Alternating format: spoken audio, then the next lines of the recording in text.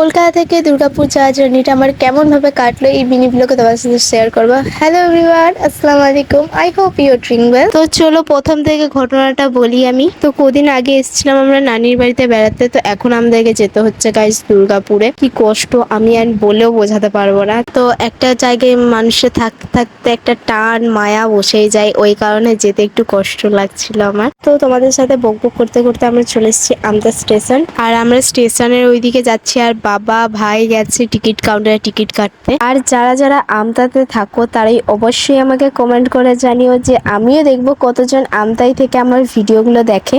তো আমরা এখন আমতা থেকে যাব ট্রেন ধরে সাঁতরাগাছি স্টেশন। 4:02 হয়ে গেছে দেখো গাইজ, এখনো আধ ঘন্টা হয়ে গেছে আমরা স্টেশনে এসে বসে আছি, এখনো ট্রেন আসেনি আমাদের। আমি ঢং মারতে মারতে দেখছি আমাদের ট্রেন চলে এসেছে ফাইনালি। আমার আনন্দতে তো মন হ্যাপি হ্যাপি, এতক্ষণ ওয়েট করার পর ফাইনালি ট্রেনটা পেয়েছি। তো ভেবেই গিয়েছিলাম যে ট্রেন আসবে না আর আমরা চলে যাবো আমার নানির বাড়িতে। দুর্ভাগ্যক্রমে ট্রেনটা সময় মতো চলে এসেছে, এবার আমাদেরকে চলে যেতে হবে দুর্গাপুর। ট্রেনের মধ্যে আমি পুরো দৌড়াদৌড়ি করে একটা ভালো একটা সিট পেয়ে গেলাম বসতে। তো আবার কি বাইরের ওয়েদারের ফিল নিতে নিতে আমি যাচ্ছি।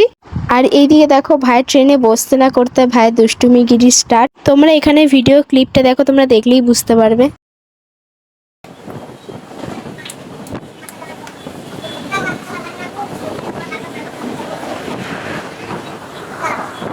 তো আবার কি আমার এইদিকে দেখে ভয় লাগলো যে আমার কাছে আসছে, তো আমি এদিকে ট্রেনের এদিকে মুখ ঘুরিয়ে দিয়েছি ভয়েতে। তো ফাইনালি আমরা স্টেশনে চলে এসেছি। তো আমরা এখন স্টেশন থেকে বেরিয়ে হাইওয়েতে যাচ্ছি। স্টেশন থেকে বেরোনোর সময় সিঁড়িতে এতটাই পরিমাণে ওঠা হয় যে পায়ে ব্যথা ধরে যায়। দুদিন তো বিছানা ছেড়ে তো উঠতেই পারি না, তারপরে দেখো গাইস এতটা হাঁটতে হচ্ছে, অবস্থা তো এমনিতেই খারাপ হয়ে যাবে। ফাইনালি আমরা স্টেশন থেকে বেরিয়ে গেছি, এখন যাচ্ছি আমরা আবার হাইওয়েতে গিয়ে আবার এখন ওয়েট করতে হবে বাসের জন্য।